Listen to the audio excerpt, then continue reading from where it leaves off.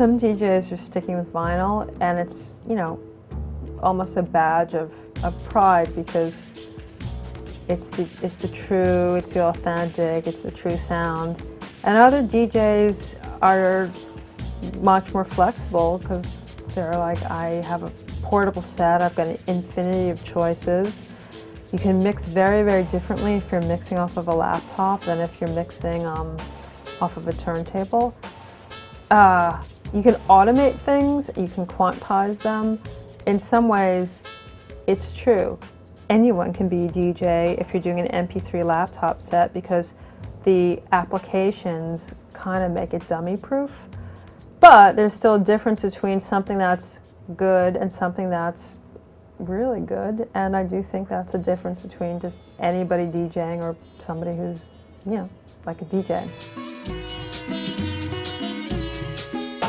This is kind of changing now with technology, but I just love that they're actual, you know, that they're objects, that you can hold them and you can touch them. You can look at it and see where the song starts and even where like the breakdown might be just by looking at the groove. They take up a lot of space, and I've been switching to a more digital media format for most of my stuff so that I can breathe.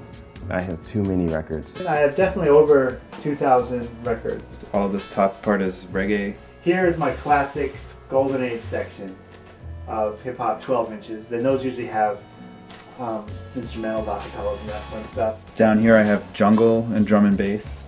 My grime and dubstep section. Indie, independent hip-hop on this side and more like commercial stuff over there. Wu-Tang Clan section. Pop, 70s, like classic rock. This is my local hip-hop section. Ambient music on the top over here. Random weird things I like to sample. You got the Smurfs. Dub and roots. And the thing about good old-fashioned vinyl is it's so heavy.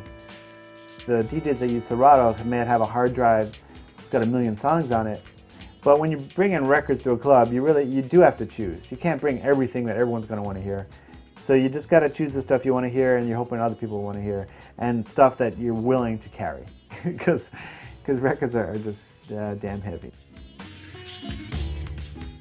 There's a big debate over using MP3s to DJ with. Because when you go into a club and you play on with these huge sound systems, you know, you can hear sort of every detail of the sound. I don't like the quality of the MP3 file format so much, but they're improving a lot of the resolution and what they call lossless translation between analog and digital sound.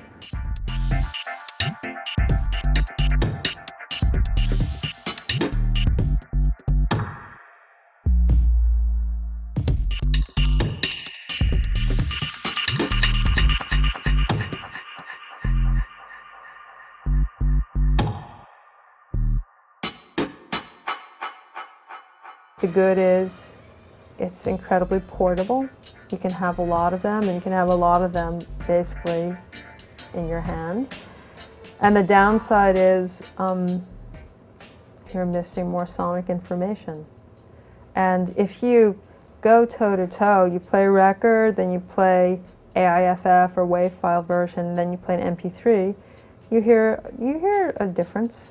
But the difference isn't an absolute one. Sometimes MP3 is the best choice ever. The problem with digital media in general is that it's not as rich in texture as analog. Records have a lot more frequencies. Every generation of transference, you lose something. And I think as we move further and further into the digital media era, most kids are growing up barely listening to records or at all. And they're probably not going to have ears, or for that matter eyes, that are used to the richness of the analog world. You can actually have an MP3 that sounds really quite good and similar to a CD, or you can sort of purposely make it sound not so good. If you want to be able to put a track out there that you want people to be able to hear, but you don't want them to necessarily reproduce it, or you don't want them to maybe DJ with it. This is the DJ setup that I've been using most recently. The classic 2 turntables and a mixer. Over here is the latest addition for me, which is the laptop, which is using Serato Scratch Live as the software. What this basically does is lets me play my entire MP3 or WAV file library using these records, which look like traditional vinyl records. They actually are just controllers for Serato. The records have a time code on them rather than a traditional, record of music. But what that's doing is sending a signal to the software to say, play this audio file. So here I have a breakbeat playing.